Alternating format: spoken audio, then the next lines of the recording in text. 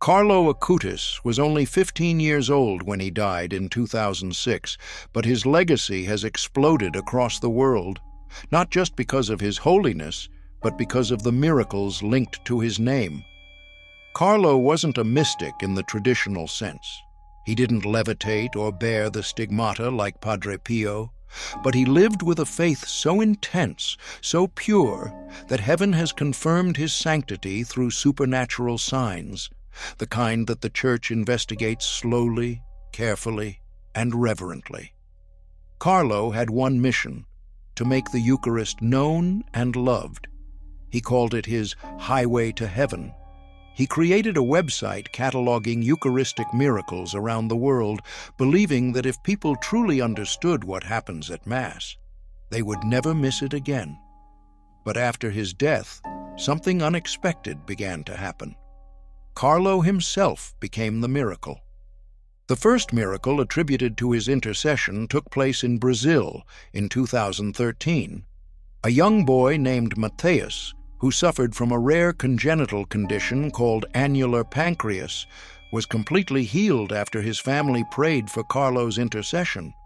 The boy was unable to eat solid food and faced daily suffering, but after touching a relic of Carlo's shirt and receiving prayers at a Mass in his honor, his condition disappeared.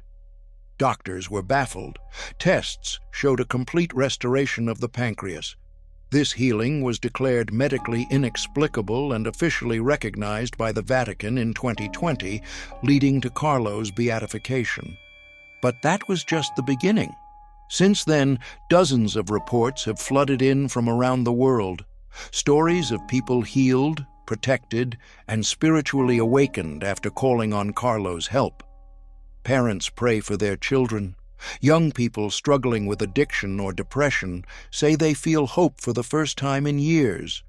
But the most striking miracle of all, the one that will lead to his canonization, happened just 2 years ago. The second miracle attributed to Carlo Acutis is nothing short of astonishing. It took place in Florence, Italy, in July 2022, and involved a 21-year-old university student named Valeria Valverde, a young woman originally from Costa Rica who was pursuing her studies abroad. One ordinary day, tragedy struck. Valeria suffered a severe head trauma after falling from her bicycle. The injury was life-threatening, and she was rushed to the hospital in critical condition. Doctors performed emergency surgery, but the outlook was grim. Valeria had sustained a serious cerebral hemorrhage. Her condition deteriorated rapidly, and by July 8th, she was close to death. That same day, her mother, Liliana, traveled in desperation to Carlo Acutis's tomb in Assisi. She left a heartfelt letter on his tomb, begging for his intercession. She entrusted her daughter to Carlo, asking him to save her life, not just physically, but spiritually. And then the miracle happened. On that very day, Valeria began to breathe on her own. She started moving. Within hours, she regained consciousness. Within a day, she was walking. And within days, tests revealed that all signs of brain damage had vanished. No scar tissue, no residual trauma. A full neurological recovery, medically inexplicable. Doctors and experts studied every detail. The Vatican's own medical commission reviewed the case. After months of investigation and testimony, Pope Francis officially recognized this healing as Carlo's second miracle in early 2024. That recognition cleared the way for Carlo Acutis to be canonized, declared a saint, the first of his generation. And what makes this miracle so significant isn't just the healing, it's the symbolism. Valeria, like Carlo, was young, full of dreams, and tied to technology, academia, and modern life. Her healing is a message to this generation.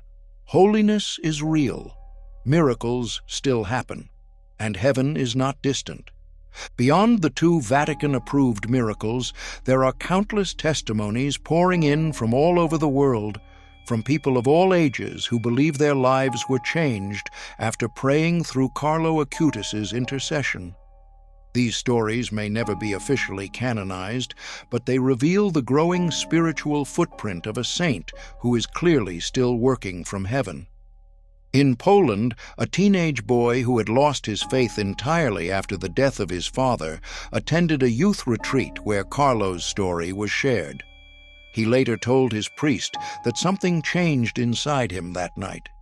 He went to confession for the first time in years and said, "It felt like someone had been chasing me with love."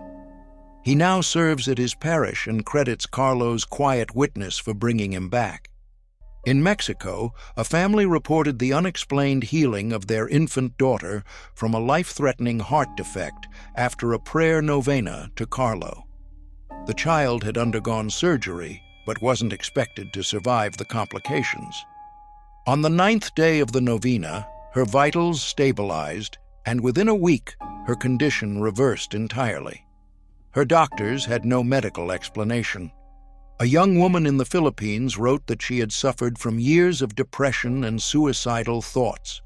After stumbling across Carlo's Eucharistic miracle website, she felt drawn to return to church. "It felt like he was reminding me that life isn't random, and that I'm not forgotten." She's now a volunteer catechist, sharing Carlo's story with children and teens.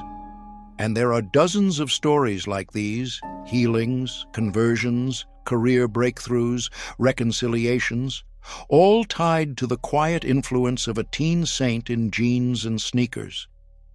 People don't just feel inspired by Carlo. Many say they feel known by him, like he gets what they're going through, like he's a friend, not just a saint. Carlo once said, "Sadness is looking at ourselves. Happiness is looking at God." His whole life was a gentle push for others to lift their eyes upward, and now, even in heaven, that mission hasn't changed. He's still pointing to Jesus, especially in the Eucharist. And where Carlo's name is honored, peace seems to follow. Carlo Acutis' miracles, both confirmed and unconfirmed, point to something much bigger than just healings. They're not about Carlo himself. They're about what God can do through an ordinary soul who says yes. A teenager who loved computers, played video games, wore sneakers, and still chose to live a life centered around the Eucharist has now become a sign for our entire generation that holiness is possible, miracles are real, and heaven is just one prayer away. His miracles remind us that God still moves, not just in ancient stories or distant saints, but in real time, through real people, in our modern world. Carlo's canonization is not just a church formality. It's a divine confirmation that the Lord is still raising up saints among the youth in the middle of technology, distractions, broken families, and doubt. He once said, "Being always united with Jesus, that's my life plan." That was the secret. That's why miracles happen through him. Because Carlo wasn't trying to be famous or perfect. He was just trying to be close to Jesus. And when you live that way, heaven listens when you speak. Carlo is now becoming a saint, not just for the church, but for an entire digital generation. He's showing us that holiness doesn't mean leaving the world behind.